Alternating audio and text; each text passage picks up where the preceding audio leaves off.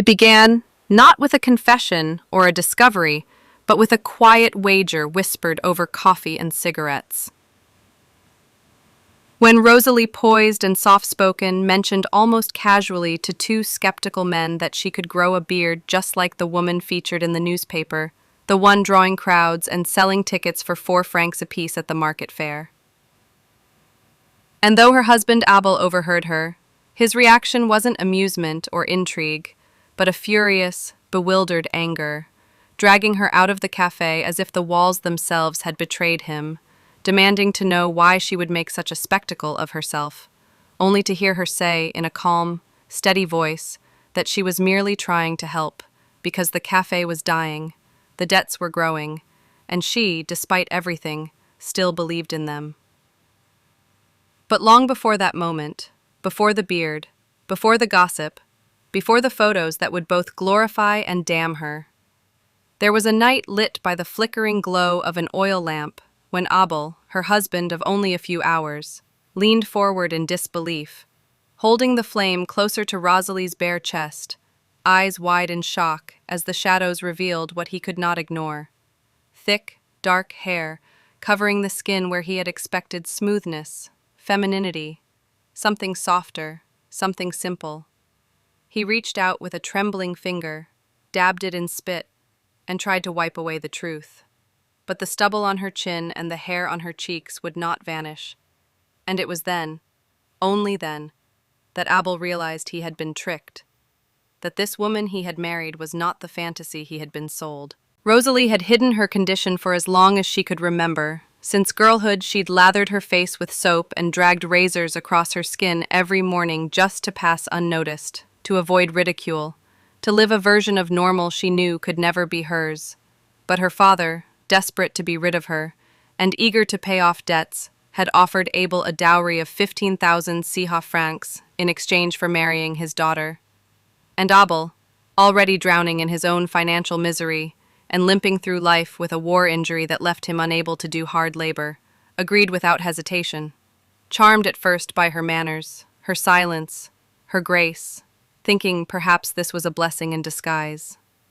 On their wedding night, as Rosalie's father left with cold finality, brushing off her pleas with the cruel words, "This is a woman's fate," she stood alone, trembling on the threshold of a life she didn't know how to live, hoping that Abel might look past the surface. But he couldn't. He left her behind and spent the night at the cafe, the place that had always been his true refuge. When she found him the next morning and tried to explain how her father had hidden her from the world, how she had tried medicine, prayer, shame, anything, Abel didn't hear her pain. All he saw was deception, a cruel joke played on a man who had already lost so much, and he called her a liar, sent her away.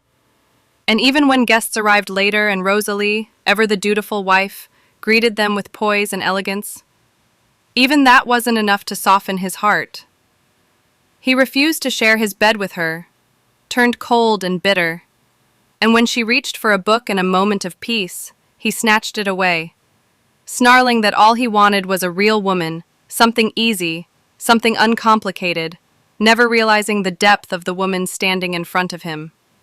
Crushed but composed, Rosalie walked into the wilderness that night, not out of recklessness but from the quiet need to be alone, to breathe where no one stared. And when Abel, finally curious, opened her book, he saw pages filled with women like her, stories of others who had lived in hiding, in shame, and only then did he begin to understand that this wasn't just Rosalie's burden but something much larger. When she returned, tired and pale, he took her in, but the distance remained. She shaved out of habit, slept apart, endured the silence. And then one day, after reading about the bearded lady in the paper, she made the decision that changed everything. If people would pay to see someone like her, why shouldn't she step into the light instead of hiding in the dark? She grew her beard. At first, Abel was horrified, terrified of the shame, but the public's response stunned him. People came in droves, drawn not by mockery, but by fascination, admiration even. And when one of the men from the bet touched her beard and called her beautiful, Rosalie, for the first time in her life, was seen not as a mistake, but as a marvel. Business flourished. The cafe thrived. Postcards with her portrait flew off the shelves, and yet Abel remained uneasy, convinced that her novelty was fleeting and fragile, that the world would turn on her the moment curiosity faded. And when a drunken factory foreman mocked him for being married to a freak, Abel snapped, beat the man into the floor, but in the aftermath, as his old war injury flared, and Rosalie tended to him, he asked her to shave again, and she said nothing. She didn't need to. Instead, she gathered herbs from the forest, helped him heal, soothed customers with her presence, and charmed even the skeptical photographer who offered her a glimpse of a bigger world beyond the cafe. Yet through it all, she remained loyal to Abel, even as he hovered between resentment and desire, sneaking into her room at night, brushing her skin with hesitant fingers, never quite able to let go of his shame. Then came the woman from the brothel, an old flame of Abel's, who showed up radiating envy, her eyes fixed on Rosalie's vibrant energy. And when Rosalie recognized Abel's handmade hat on her head, she said nothing, just as she said nothing when she caught her assistant watching her with longing. Rosalie knew that love, real love, could not survive without truth. But when she tried once more to reach out to Abel, to show him she still wanted to be his wife, he rejected her again, accusing her of being indecent, a fraud, a curse, a woman who had robbed him of his reputation, his dignity, even though it was her effort that saved him from ruin. And so, with her heart breaking quietly, Rosalie posed for bold, sensual photographs, not for vanity, but for power, for control, and those photos, so full of fire and freedom, caught the eye of the factory owner, who offered her more than admiration, he offered possession, and when she rejected him, his humiliation curdled into revenge.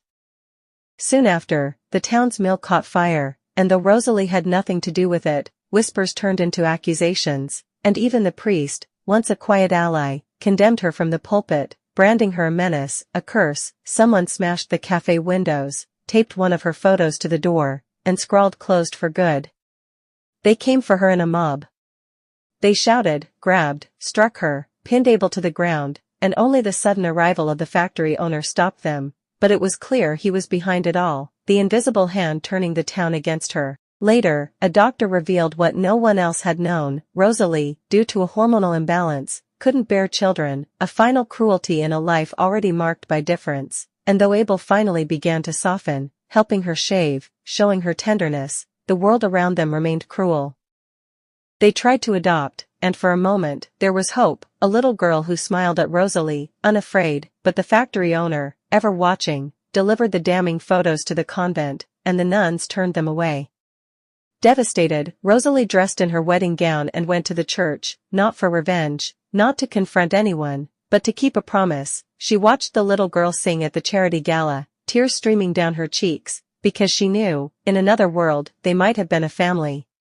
She left quietly, but outside, Abel found her, just in time to see her collapse, wrists marked by despair, and when he realized the depths of her pain, he rushed her home, bandaged her, shaved her face with shaking hands, and held her through the night.